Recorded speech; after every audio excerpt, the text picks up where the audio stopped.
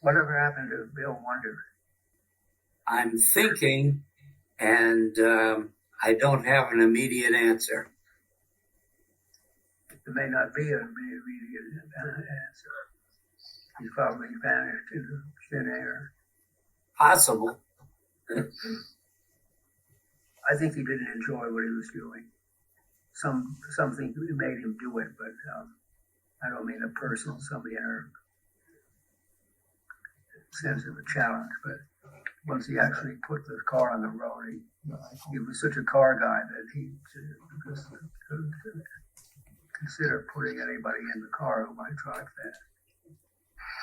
And it may be something to do with pilots, because he was a pilot, and I'm thinking of the Can-Am guy that had up there in Canada, and he was driving a Lola, Hugh P.K. Dibley. Do you remember that name, Sam? Oh, yeah, absolutely. Yeah, he's the one that did the half gainer. His Lola went up, the front came up, and he went up in the air and came down upside down, and I think you were right behind him when it happened, and didn't you stop? Yeah, that was a scene. Yeah, I'll say. It was the first day of practice for the first ever Can-Am, and yes, he attacked the rise.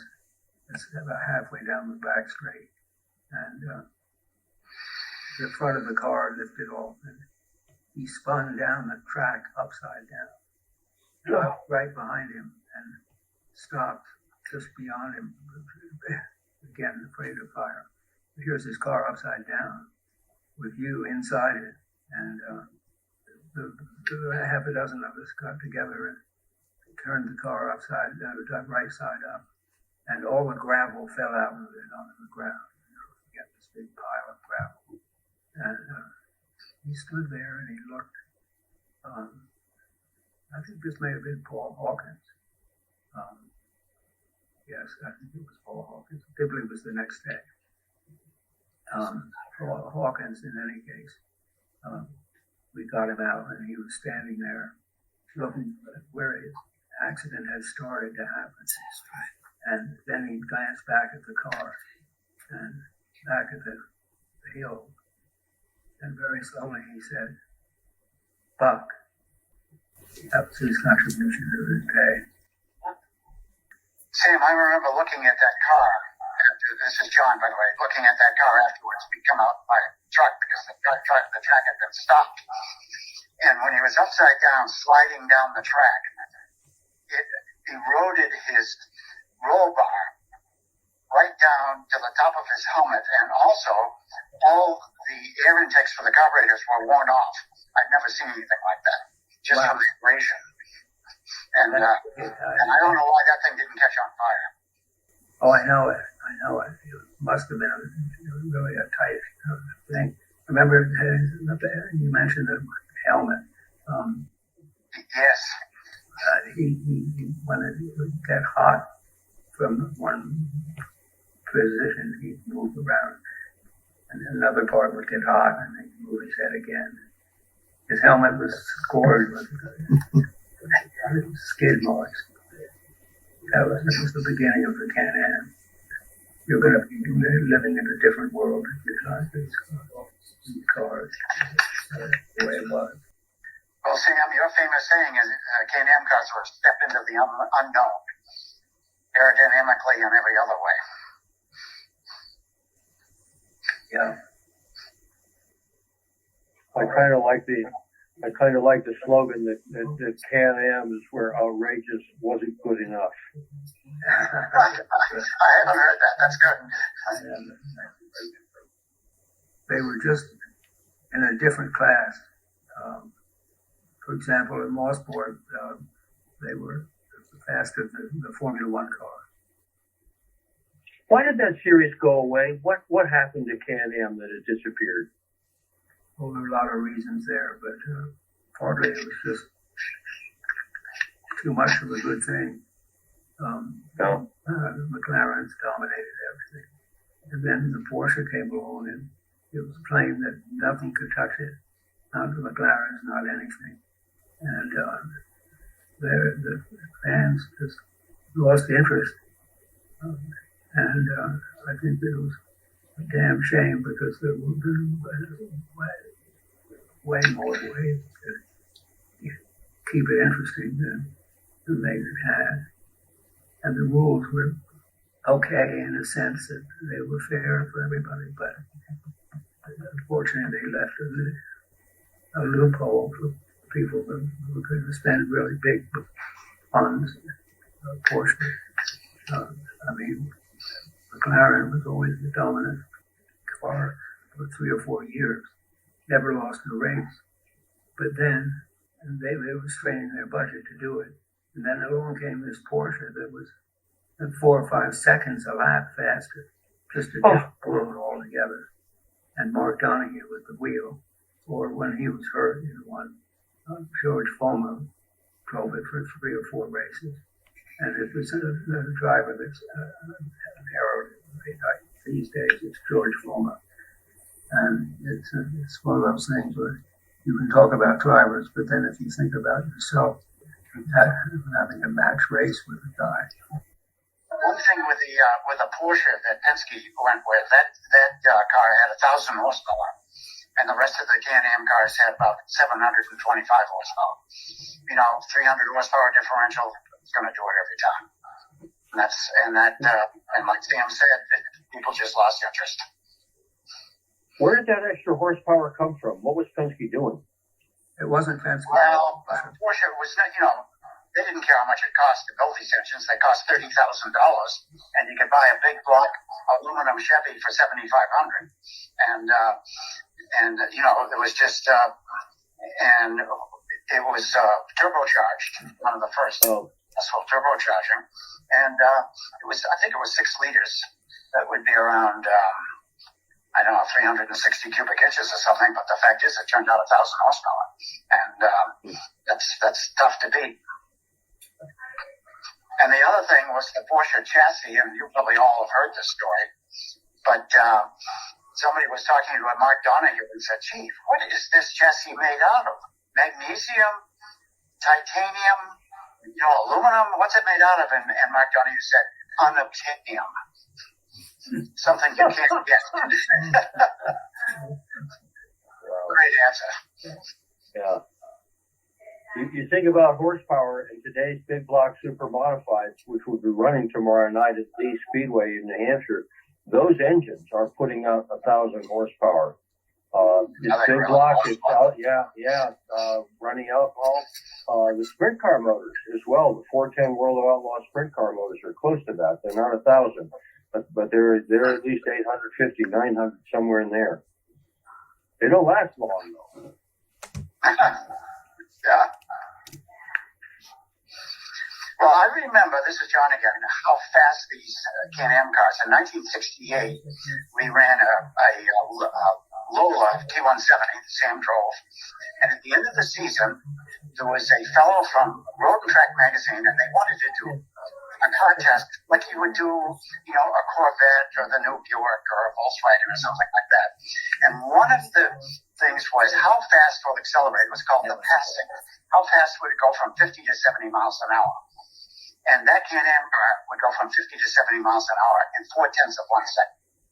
Oh, faster than a Tesla. And one of the reasons why is at 70 miles an hour, you're still in first gear.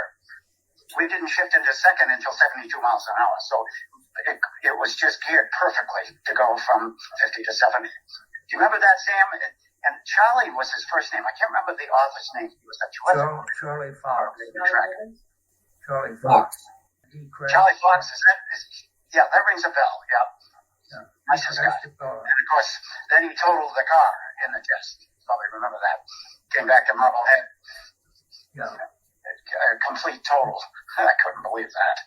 He was a journalist and not a driver. And he believed the myth that anybody could drive one of these things. And he went, there was a bridge over the track, and it had rained a little bit, and it was dry under the bridge. And when he sensed that was going fairly slowly, and when he sensed the extra grip, he accelerated and ran out of dry road right away, and Oh, boy, into the woods. And he was so lucky. yes. The sapling right at his side, and everybody else was mashed. That was a wonderful car, the Lola T160, and it was a damn shame that it got wrecked. I think in Las Vegas that year we took a 4th overall. That was one of the best finishes we had. And that would have been in '68. And I think we came in 10th overall for the series. Is that correct, Sam? Do you remember that? Yeah, I do. Say it Yeah, again. something like that. I think I'm pretty close on that one. John, what did you say about it? Oh, we came in 10th overall in the Can-Am series in 1968. Oh, in the points total? Yes, the points total, yeah. Oh, it might have been 8th. I'm not sure because we finished all but one race, and that helps get the points up. Yeah. That's funny. I never remember. I'd have to look it up. I've got a book right next to me. Remember the photographer Lyons, who wrote the book? I talked to him yesterday. Oh, did he really? Oh my gosh, he's still around. He's still around. He supplied me for my book some photographs. Yeah. He was a great guy. And Yes, he was. I hope we could persuade him to come back for Lime Rock finish weekend. But he said sometimes the brain is more ambitious than the body can handle. I'm feeling my age. I said, well, who isn't? This book I've written with my son John is about entitled Sam's Scrapbook. And what it is half pictures, half text. The pictures were captioned with more than a line or two. There would be a whole essay. So we had different perspectives on the history of things. And it's funny how going through all the history, how the wins stand out and the failures are forgotten. And so it looks like I had a much more brilliant career than I actually did. But we took only the best, the creme de la creme out of it. It was a lot of fun working with my son John. He had the idea for the book with taking my stories, which he recorded, or he didn't record them. He jotted down on his computer the stories as I was telling them. He's kind of a genius at this, and if I had told him a story that was 20 minutes long, he would have a completely edited version ready to go into the book, one that was 30 inches. Is the book released now, Sam? Well, it isn't quite ready yet. It's been promised to me by the Lime Rock weekend.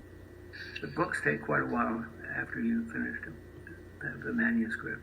And ours is being published in England by a good group that does a lot of stuff. They did a book for David Hobbs and another one for Brian Redmond. My two best friends in racing, right? So I said I've got to beat these guys somehow. We came up with Hobbs in his book, put a full-page headshot of me on the second page. It was as if to get rid of that Casey, the terrible truth that he knew he would face sooner or later. Amazon says it'll be available on August the 20th, Sam. And they do have an offer for Mudge Pond Express at $155. I've won it for $500. Really? Wow. That's the general price these days, $400 or $500 for one edition. Wow. Well, that's good to hear August 20th, because that gives us, that's always what the schedule was. The target was to be at Lime Rock, selling the book and enjoying, people meeting my son, and he's going to sign us a few autographs as well. And I can't sign an autograph right now because my hand just won't do it. So I'm thinking of having a stamp that I can say, it was nice to meet you. Sorry we couldn't talk, kind of thing.